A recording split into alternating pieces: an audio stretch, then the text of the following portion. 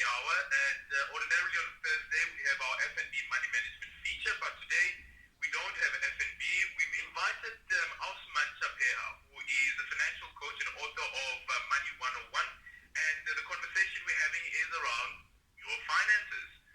Any questions that you have in relation to finances and advice that you may need in relation to finances as well, Mantsha Pheeha is here to assist you. It has been a very difficult time for a lot of people. Some people have taken salary cuts. Some people have actually lost their jobs, and some have had to tap into their savings. So any advice that you need during this particular time, what it is that you can do, just to bring some sort of sanity as well during this difficult period, and also considering all the pressure that you face, especially when you are the breadwinner in the household, that explaining to those people who depend on you, your dependents, that, hey, listen, things have changed. It's not the same anymore. Things have changed. Having the emotional intelligence of actually having that particular conversation. So your questions on 061-987-000. You can also tweet at Aldrin Sampear, #PowerTalk, and also tweet at PowerFM987. Mantsha, good morning and welcome. Good morning, Aldrin. Thank you. Thank you for having me. How would you describe this period? So, I think different people are experiencing it in different ways. As an SMME owner, I can tell you that it's been one of the most trying times ever. So I've watched colleagues close their businesses. My own business has been impacted from a revenue point of view. And in the past 3 months, actually, I've had to rethink my entire business strategy and change how I make money. And it was overnight. I didn't have time to sit, plan in a boardroom. I had to do it as I go along. So it's been a very interesting, and some of us didn't survive. Some of my colleagues didn't survive this time. And how was that for them? Because here we're not only just speaking about the business not surviving, but it's the business not surviving a business which has employees as well. Yes, and I think that's the reality. I mean, funny enough, yesterday I watched I think Vusitembe Kwayo's rant as he was in one of the offices and looking at the fact that people have lost jobs. Like I think 80 or odd people have lost their jobs. So I think the reality is that a lot of people have lost their jobs. But what's actually quite interesting about this particular time is that a lot of reliefs, payment reliefs, UIF relief, where your bank had given you 3 months, all those things are coming to an end this month end. So if you had some kind of a relief that started in March, this was the last month that you are having a relief. So there was some sort of false comfort in the fact that you were not paying for your bond, you were getting some UIF money, and from the beginning, from the end of next month, you actually need to find a different source for that money that was paid for from somewhere else. I mean, this month, I also had reliefs on my bond. I have a couple of properties on those bonds, and for the past 5 days I've been receiving SMSs from the banks telling me that Ms. Pheeha, please note that your relief is coming to an end. So right then I actually realized 3 months is a very short time. And remember, those payment reliefs does not mean the bank is saying they don't need their money anymore. They were just delaying when you are going to pay that money. And for a lot of us, it also came with additional interest payments. So we took it because we didn't have a choice. But I think unfortunately there are a lot of people who took those payment reliefs, who could afford to pay the money and didn't. And now they actually find themselves with either an extended term or higher repayment on their bonds and on other debts that they have. So 061-987-000. You can also tweet at Aldrin Sampear, #PowerTalk, and also tweet at PowerFM987. We're in conversation with Mantsha Pheeha, who's a financial coach as well as author of Money 101. Business stress that you're probably going through during this period, personal financial stress that you're also going through during this period. What advice is it that you need? What questions is it that you have? Or probably some ideas that you're willing to share with some of our listeners. You can do that on 061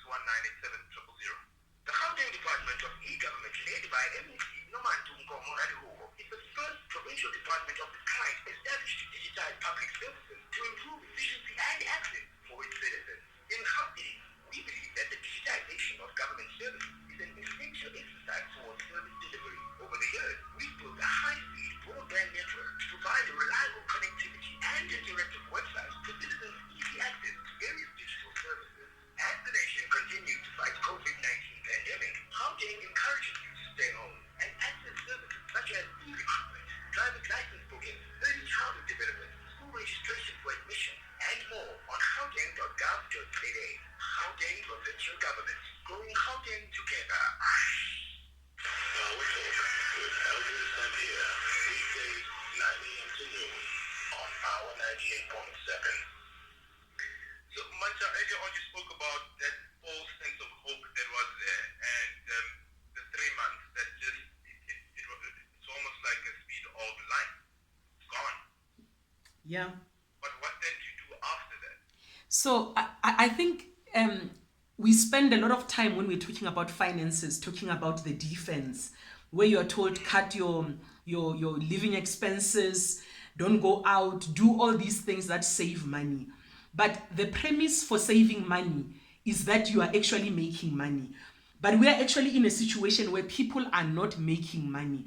So I mean, if you think about a game analogy, that if you're playing soccer and you focus on the defense only, you are not going to win the game. So even with the money game, it's very important that we put as much emphasis on the offense. You need to make money. And for a lot of people, they don't need another idea of how to save money, because there's no way that you can save money that you don't have. So we need to start thinking about the defense. And actually, when I was thinking about today, I remember a time when I used to work at an incubator. And when entrepreneurs would come to us and they would want to join our incubator, we gave them one very simple project. We said to them, take 100 Rand and over a 1 week period, make as much profit from that 100 Rand as possible. And that was that's how we made our decision as to whether you qualified to be part of the incubator or not. And I kid you not, the type of creativity when people knew I only have 1 week, I have to make as much money from this 100 Rand as possible, it was amazing. I have people who made 16,000 Rands, who made 4,000 Rands. But the funniest thing, Aldrin, is the fact that when they wanted to talk to me about the business that they wanted to incubate, they were not thinking about the business that made 100 Rand to turn into 16,000 Rands in a week. So it's amazing that as human beings, you have this idea that when I build a business, I'm going to do this amazing thing. I'll give you one example. There was a lady who wanted to start a children's clothing business. So what she did is she took 100 Rand and she bought a material, African print material, and some cheap zips. And she made pencil cases. I don't know if pencil cases are still being used, but she made pencil cases. Yeah, with the zip, Yes, I mean, it's simple. You just fold it in a square, you sew it on the sides, and then you make a zip in the middle. She made a couple of those and gave them to her children and her children's friends, and they sold them at school. And they were sold out every single day. By the time she came back to me, I was her coach at the time, she had made 16,000 Rands. And she said she was also thinking about taking it further into school bags. What are they called now? Backpacks, yes, into backpacks. But still, when she comes to me with a business plan, she still wants to make a boutique for children's clothing that she is going to be importing from China. And I was saying to her, here you are, sitting on a business where from as little as 100 Rand, you managed to make 16 grand in a week. Why would you not think this is a viable business? And she said, no, but it's my dream to open a children's boutique. And I think for us, most of the time when we're thinking about money, we are unable to differentiate between passion and what is actually a viable business. I like that distinction, the passion and what is viable as well. Because sometimes what people do is that you hamper more on the dream and you pump in more money, actually sometimes even more money into the dream, but not necessarily on what is viable. And you are so right, because most of us, when we read or when we listen to motivational speakers and people who have made it in business, just try to think back about the last time you sat down with someone who has made it big in business and think about the words that they were using. They would use things like, it was my passion, it was my vision, it was my dream. That's what they sell to us. But if you actually sit down and you watch a person building a business, you would realize that yes, the passion and the dream is somewhere at the back of their minds. But to be honest, every day, what are they doing? Cold calling. Every day, what are they doing? Reminding people, following up on orders, following up on, you said you're going to to buy. Why are you not buying? I just wanted to find out if you've made the payment. So when you look at every day how a business is built versus this idea of a dream, a vision, the two don't really, they don't really mix up. I'll give you an example with my own business. So when I started this business, I had these ideas that I'm going to be speaking on world stages and changing people's lives, and they will just find me and invite me. Then when I started the actual business, I actually spent a lot of my life sitting on my dining room table writing, calling people, putting up my stuff on social media. And I realized that for every time that I get to stand in front of people and speak, there's been lots and lots of hours behind the scenes that when I talk to people about building a business, I'm not talking to them about those practical things. I always talk to them about the stuff that they see when the cameras are on, the stuff that is being celebrated. And that's what messes up our minds when it comes to making money. Yeah. 061987000. You tweeted Aldrin Sampear, hashtag Power Talk. You can also tweet at RFM987. Pulani, good morning. How are you, Akram? Good. How are you doing, buddy? Pulani? My question, I've got two questions, but the first one is to the lady. I would like to know which option is better. Is it either to extend the period of the bond or to allow them to increase the monthly installment, because really 2 months has passed. And now as I speak, I'm on the way to the bank because the 2 months has finished. So the bank decided to take, I don't know why they do that. They decided to take the bond for this month and they took it again for last month, even though I have already asked for that 3 months bank review. So I'm not even sure if they'll be able to reverse that other amount for the bond, because I mean it's the bank itself where the bond is. And then another, can I ask for a favor as well? Okay. Yes, another thing that I would like to ask you, I don't know if it's going to be possible and when. Some of us as SMEs, we apply for this debt relief from the government. But unfortunately, some of us didn't actually even know all these requirements. So I really like to know if it's possible that you can invite people from, I think it's the DBSA, so that they must come and explain to us the decision. How come they gave other businesses the money and other people didn't get anything? And if it's possible that we can look for those people who are doing the application, I would appreciate it very much. I will just give the answer on the phone. Sorry, don't drop. I just quickly want to check whether Mantsha has a follow-up. No, I'm fine. I got the questions. I'm fine. Yes. Okay then. Okay, thanks for that. You can go ahead, Mantsha. So on the first question, whether to extend or to increase the installment, remember the reason why you took the payment relief in the first place is you were trying to deal with your cash flow.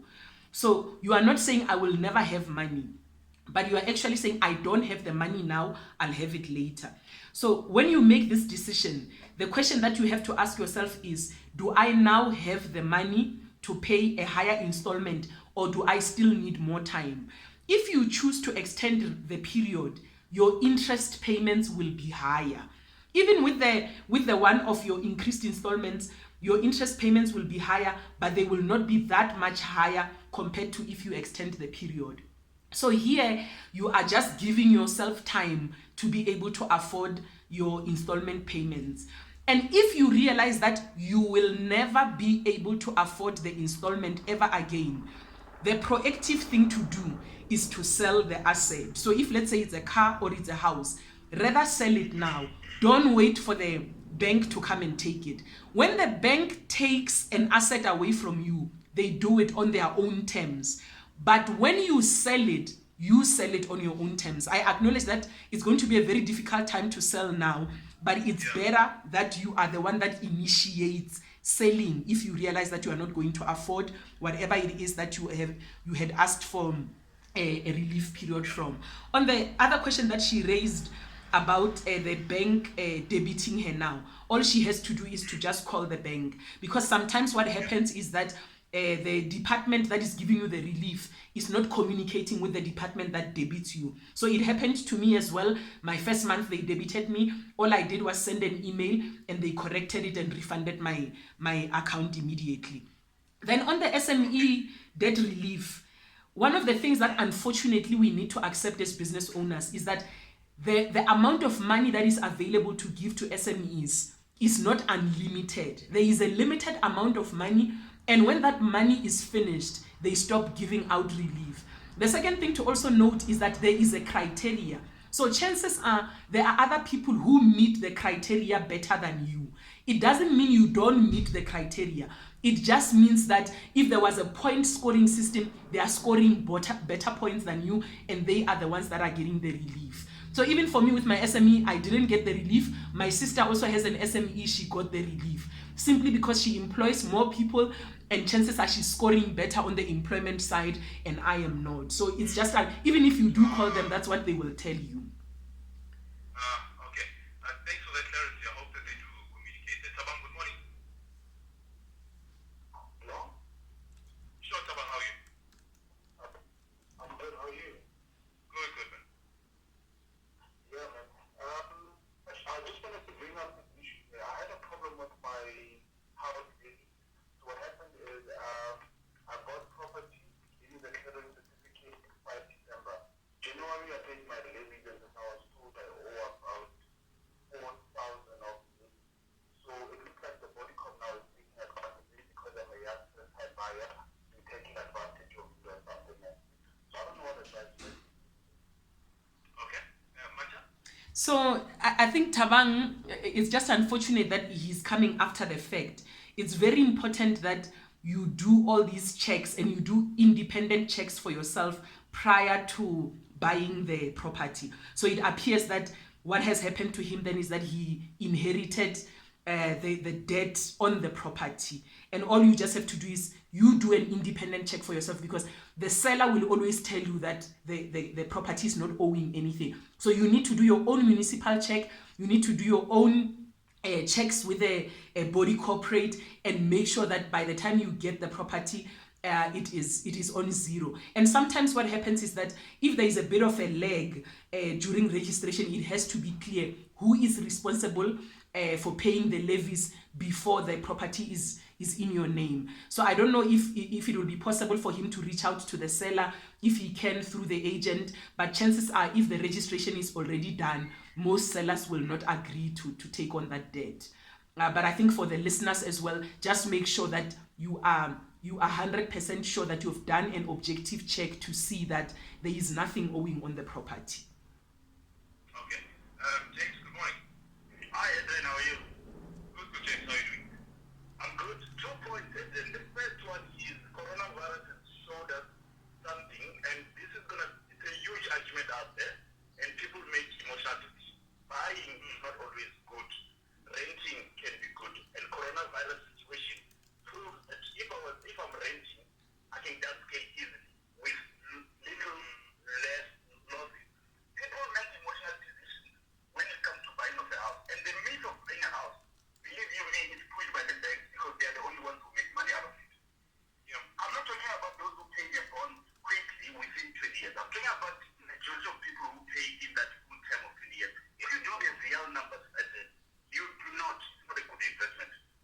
The money that you put in total there, it's almost double the thing that you bought it for. All the expenses, all the lawyer fees, and all the initial costs, if you put them together, I'm telling you, if you were to rent out that same property size for that period of time with a difference in the money that you're getting every month, you'll find that the person who's renting is going to make more money. And during a crisis, you can get out easily than the commitment that people are making. The second point, I said, is I want to ask as people to discuss, especially those who are in sectional titles, if we even think about the money that we pay in levies, the portion that goes to our religion. And then when I draw the probability for the past 15 years that SA that are saving has been in existence, we've probably collected almost 18 million, and no house has burnt out. Most of the damage that has ever happened to most of us, the owners, is probably from Giza. If I was to make that we self-insure ourselves when it comes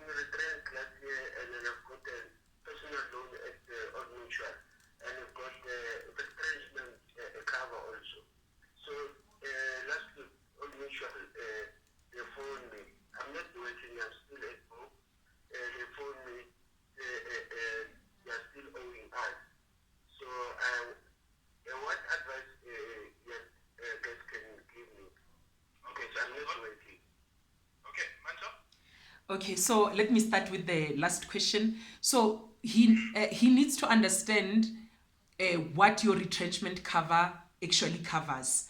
If it's against the loan and it says that it will it will make the repayments for you, chances are, if he was retrenched last year, sometimes it will say for 6 months or for whatever the period is. So as soon as that period lapses, you are now liable for the repayments.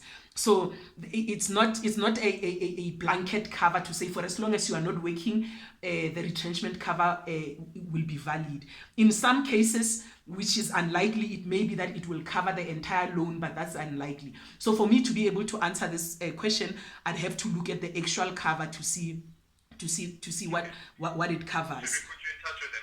Yes, that's fine. Yeah, you can give him my details. Then James raises a very important point. I think that is a debate that we will always have.